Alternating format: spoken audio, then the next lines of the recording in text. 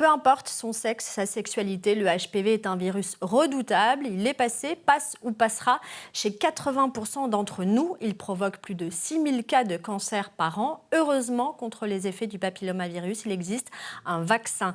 Dès le mois de septembre, il sera proposé à tous les élèves de 5e. L'Institut Bergonié va sillonner la Gironde et la Charente-Maritime dans quelques 65 collèges pour sensibiliser et vacciner les filles et les garçons dont les parents auront donné leur accord. Est-ce un virage? Comment va se passer cette campagne de vaccination gratuite? Pourquoi Bergonié s'engage dans ce dispositif? Bienvenue dans cette nouvelle rencontre Sud-Ouest TV7 en partenariat avec l'Institut Bergonié. Bonjour Nicolas Portolan, vous êtes le directeur général adjoint de l'Institut. Professeur Simone Mathoulin, bonjour, vous dirigez le département PRISM qui gère la prévention, la santé publique et la surveillance épidémiologique.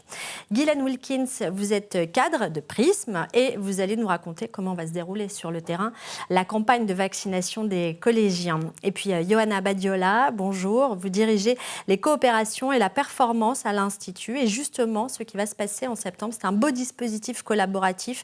Vous allez nous l'expliquer. Commençons avec vous, Nicolas Portolan. Pourquoi est-ce que Bergonié s'engage activement dans la vaccination des jeunes de 5e, là, dès la rentrée ?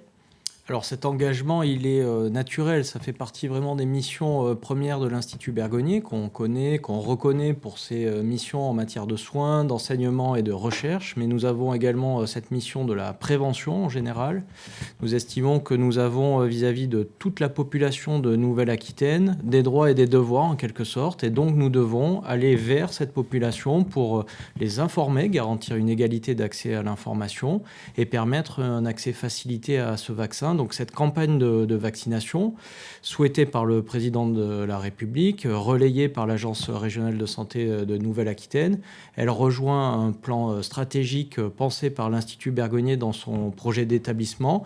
Donc nous avions déjà cet objectif en tête et c'est un vrai plaisir pour les équipes de participer à ce dispositif. Oui, c'est ça, c'est-à-dire qu'avant la décision d'Emmanuel Macron en février donc de proposer de la vaccination des jeunes dès cette rentrée, vous aviez, vous, déjà fait cette proposition? Oui, nos praticiens qui collent aux problématiques de nos patients, de nos usagers, avaient déjà fait remonter cette possibilité d'offrir une vaccination à une classe d'âge. Et donc, on avait déjà travaillé, en effet, à le déployer. Bon, alors on va s'arrêter sur les définitions, essayer de comprendre de quoi on parle. Professeur Simone Mathoulin, rappelez-nous justement de quoi on parle quand on parle d'HPV, de papillomavirus. Quels sont les risques et les conséquences? Qu'est-ce qui se passe pour quelqu'un qui attrape ce virus? Alors, c'est une infection, vous l'avez dit, qui peut provoquer des cancers au bout de 10 à 20 ans et qui sont des cancers du col. On connaît beaucoup les cancers du col chez la femme, mais il y a aussi des cancers chez l'homme. Avant ces cancers, on peut avoir des lésions précancéreuses et aussi des lésions tout à fait bénignes, mais très invalidantes au niveau de la sphère génitale. Et il y a plusieurs types de virus, sous-types de virus. Et aujourd'hui, on a les moyens de lutter contre ces virus en proposant une vaccination très tôt pour les enfants dès 11 ans. Et on peut le faire jusqu'à 19 ans. Donc c'est un vaccin qui permet d'éviter toutes ces infections et donc d'éviter les conséquences néfastes de ces infections. Je le disais, hein, vous dirigez le département, notamment la surveillance épidémiologique. Quand on sait que 80% de la population va à un moment donné être confrontée à ce virus, on est face à un risque d'épidémie? Alors, c'est une épidémie qui existe et qui même, on pourrait dire même, c'est une pandémie parce qu'elle existe dans certains pays, dans les plus de 27 pays dans le monde ont déjà mis la vaccination, comme la France d'ailleurs, depuis 2007, même si là, on va généraliser pour les collégiens. Et donc, effectivement, c'est pour lutter contre cette transmission anodine qu'on ne voit pas, qui est asymptomatique. On n'est pas malade, on n'a rien. Et puis certains vont garder ce virus, d'autres vont l'éliminer, mais au bout de quelques années, on a des lésions qui peuvent aller jusqu'à des cancers. Donc c'est vraiment très silencieux. Et effectivement, tout le monde est touché. Hommes, femmes, jeunes filles, jeunes hommes. Alors, Ioana Badiola, je le disais, Emmanuel Macron a fait cette annonce au mois de février. Ça démarre en septembre. Vous êtes un peu l'organisatrice aussi de ce qui va être mis en place. Il a fallu faire vite. Comment est-ce que vous êtes organisée, justement ? Alors, dès le début de l'année, l'Agence régionale de santé Nouvelle-Aquitaine a demandé aux établissements, via un appel à projet, si on était intéressés de travailler sur ce projet-là. Donc, effectivement, l'Institut Bergonié a souhaité déposer un dossier pour être centre de vaccination et vacciner contre le HPV. Donc, nous avons déposé un dossier. On a mobilisé beaucoup d'acteurs au sein de l'Institut, tous très concernés par ce sujet. Et effectivement, on a été habilité centre de vaccination pour aller vacciner contre le HPV dans les collèges. À l'issue donc, du dépôt de ce dossier-là, l'ARS Nouvelle-Aquitaine nous a attribué un certain nombre de collèges. Donc, nous irons dans 65 collèges répartis sur 2 départements, Gironde côté Est et Charente-Maritime côté Sud. Donc, l'Institut Bergonié déploiera ses effectifs pour aller vacciner dans les collèges sur ces 2 départements. Avec votre voisine, Guylaine Wilkins, vous allez partir, vous allez prendre la route, comme on dit, bientôt, pour aller à la rencontre de ces jeunes. Il a fallu aussi se préparer avec les chefs d'établissement. Comment ça s'est passé et où en sommes-nous aujourd'hui ? C'est-à-dire, quelle est l'information aujourd'hui qui est passée auprès des parents, par exemple ? Alors, on a contacté tous les collèges, que ce soit de Charente-Maritime ou de Gironde. On a fait des visios avec les proviseur de collège, avec un médecin de l'ARS qui nous accompagnait aussi dans cette démarche-là, pour aider à l'explication, bien verbaliser les choses. Donc là, toute cette démarche-là, elle a été déjà accomplie, c'est fait. Une note d'information à tous les parents de 6e, puisque nos élèves de 5e du mois de septembre sont des élèves de 6e actuellement. Donc tous les collèges ont transmis par nos soins une note d'information qui a été divulguée via Pronote ou École Directe à tous les collégiens de 6e. Quelles ont été les questions principales qui ont pu vous être posées ? L'accueil a été très positif. On était là pour rassurer. Je pense que ça aussi, le fait qu'on soit le centre de lutte contre le cancer régional, l'Institut Bergonié, ça les a aussi beaucoup rassurés. On est experts dans cette pathologie-là. Donc, ils ont pu nous poser les différentes questions. On n'a pas eu de questions inquiétantes sur le vaccin en soi. C'était plutôt des questions d'ordre organisationnel un petit peu pour eux, puisqu'en septembre, ils sont chargés et que voilà, ça va être quelque chose de supplémentaire, mais ils sont très favorables pour accompagner cette démarche. Mais c'est intéressant, justement, le fait de se dire que c'est Bergonié qui vient à eux, et donc, il y a les gens, vous les avez sentis plutôt rassurés. Oui, ils nous connaissent. Aussi, oui, voilà, ils se sont sentis aussi peut-être encadrés. Je pense qu'ils nous connaissent. Ouais. On est le Centre régional de lutte contre le cancer. Donc, pour eux, ils savent que c'est une pathologie qu'on connaît bien. Et donc, autant être vacciné par ceux qui connaissent bien la pathologie. Nicolas Portelan, on parle de vaccination et donc de prévention. Vous commenciez à le dire tout à l'heure, la prévention, c'est un champ d'action que l'Institut Bergonié mène et mène de plus en plus. Est-ce que vous avez la sensation qu'au sein de la population, il y a une culture de la prévention qui est en train de se développer ? Alors on a le sentiment qu'il y a une culture qui est en train de se mettre en place. On sait désormais qu'un certain nombre de consensus sont existants au sein des communautés scientifiques. L'enjeu pour nous, c'est de continuer à contribuer à établir ces consensus via la recherche notamment, et de pouvoir porter des messages vers l'ensemble de la population. On sait que la première inégalité en santé, c'est l'inégalité d'accès à l'information tout simplement. Donc c'est notre rôle d'informer de façon loyale la population et de transmettre nos savoirs pour que tout un chacun, quelle que soit sa catégorie socio-professionnelle, ait le même niveau d'information. Et donc c'est un enjeu majeur de communiquer sur ces liens immédiats entre habitudes de vie et risque de pathologie ultérieure en matière de cancer, en matière de risque cardiovasculaire. Et je crois que nos médecins ont aujourd'hui vraiment à cœur de porter ces messages-là pour pas se contenter, si j'ose dire, de recevoir des patients une fois qu'ils ont contracté la maladie, mais bien de participer très en amont à cette lutte contre ces pathologies et le cancer en particulier, bien sûr, pour Bergonié. Bon, on ne va pas crier victoire quand même, parce que c'est vrai que sur ce plateau même, j'ai reçu de nombreux oncologues, médecins qui faisaient de la prévention en divers domaines et on a encore beaucoup de mal. D'ailleurs, Simone Mattoulin, c'est concernant le HPV, le vaccin du HPV, 40% de jeunes filles qui sont vaccinées aujourd'hui, moins de 10% des garçons. Les jeunes filles, c'est quand même... le vaccin a été mis sur le marché en 2007 en France. Tout à fait. Aujourd'hui, on a moins de 40% de couverture complète pour les jeunes filles, 2007. Les jeunes garçons, c'est 2021. Juste, on était encore en période post-Covid. Et c'est moins de 10% qui ont initié une vaccination. Alors, il y a comme explication... Elles sont. Alors d'abord, c'est pas une vaccination obligatoire, même dans le cadre de cette campagne, il faut donc le dire. C'est important. C'est pour ça que c'est important, comme le disait Nicolas Portolan, l'information dans les familles. La deuxième chose, c'est que parfois les familles ne sont pas informées. Le deuxième point, ça peut être que les médecins traitants n'ont pas toute l'information ou n'ont pas assez de temps. Après, dans cet âge-là, on est entre deux âges. On ne va pas obligatoirement voir le médecin parce que tout va à peu près bien. Et donc c'est important. Il y a un rapport à la sexualité aussi. Donc, voilà, on parle d'enfants qui ont 11-12 ans. Tout à fait.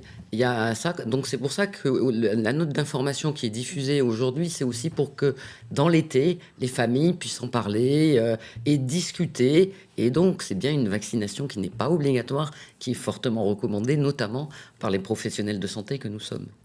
Pour rester sur l'information, quand vous avez eu ces établissements, etc., comment ça va se passer ? C'est-à-dire que si les jeunes, précisément cet été, ne peuvent pas véritablement parler avec leurs parents, comment ça peut venir d'eux aussi ? Ils peuvent avoir envie d'être comme leurs camarades et de se faire vacciner.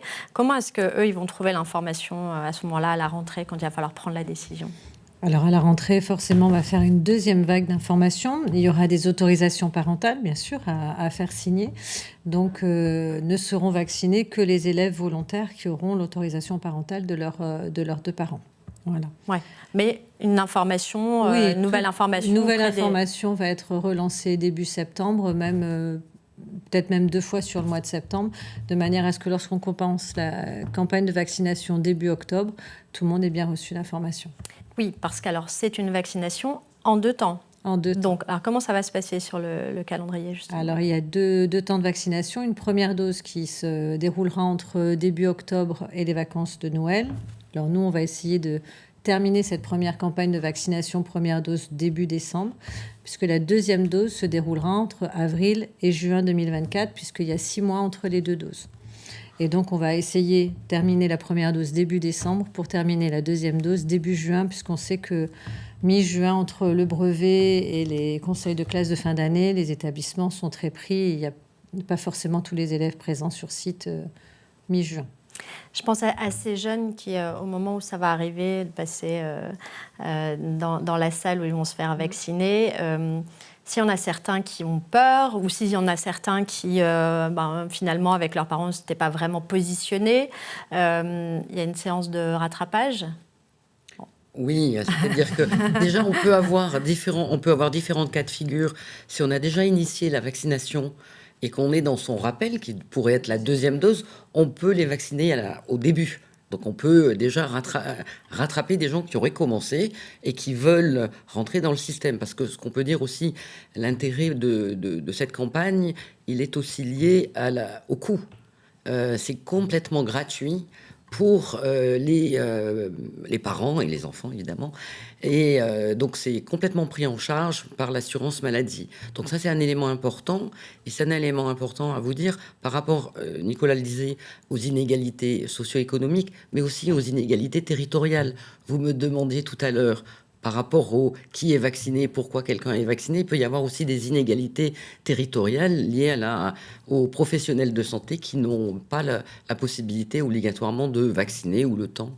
Donc ça, c'est un élément qui est aussi important, le coût. La gratuité, oui, Ioana Badiola, c'est aussi un point important parce que finalement, ça a un réel coût quand on ne passe pas par ce cursus, ce qui va être proposé dès la rentrée dans les collèges. Oui, effectivement, c'est un des points très importants de cette campagne de vaccination.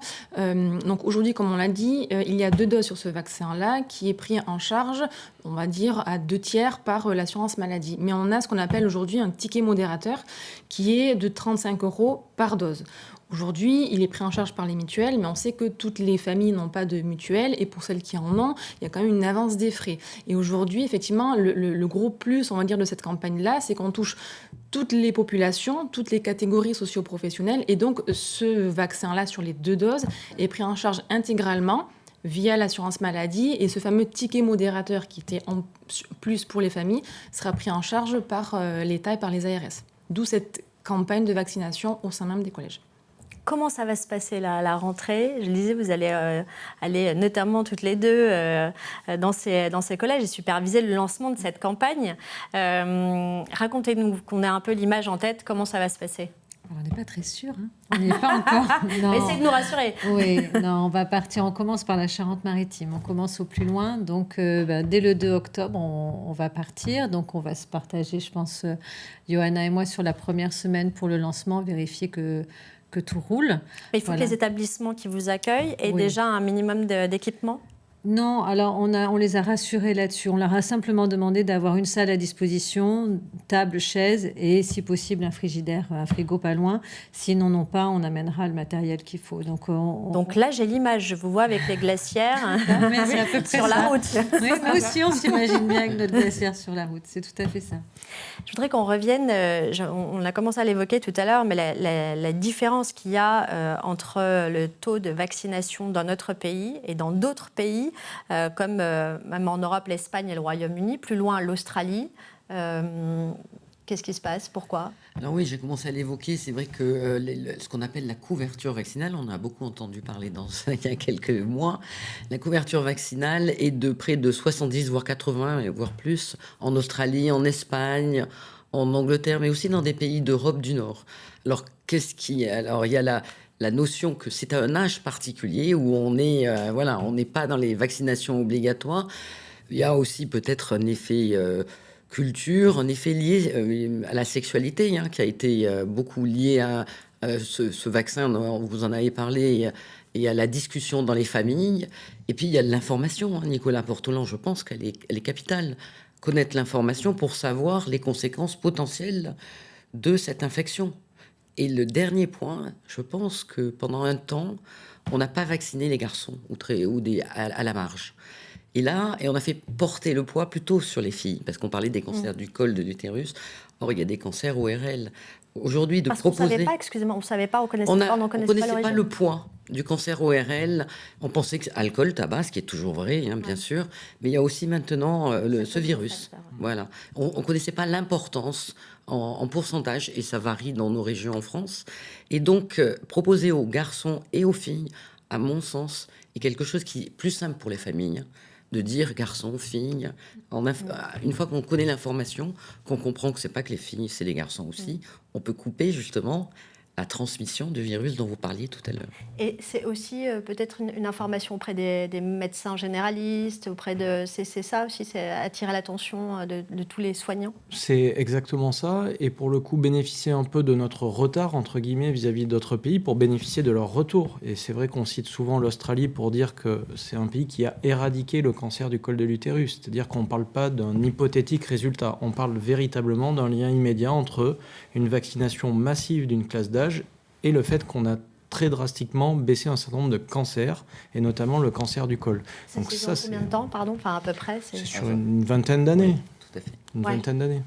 Oui, c'est une vingtaine d'années. Il y a encore des études récentes pour l'Europe du Nord qui sont sorties en 2020 pour montrer la même chose qu'en Australie sur la diminution du taux de cancer du col de l'utérus qui était le plus facile à voir 20 ans avant.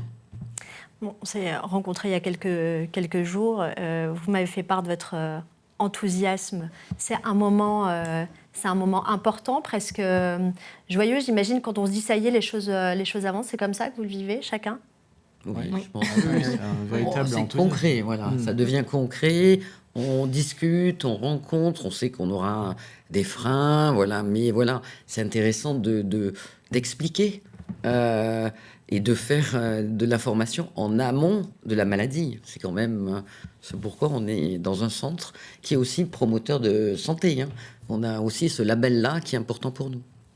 Merci à tous d'être venus sur ce plateau nous parler de cette essentielle vaccination. Encore un bon anniversaire à l'Institut Bergonié qui fête ses 100 ans cette année. Et à très vite pour une nouvelle émission, une nouvelle conférence sur sudouest.fr et TV7.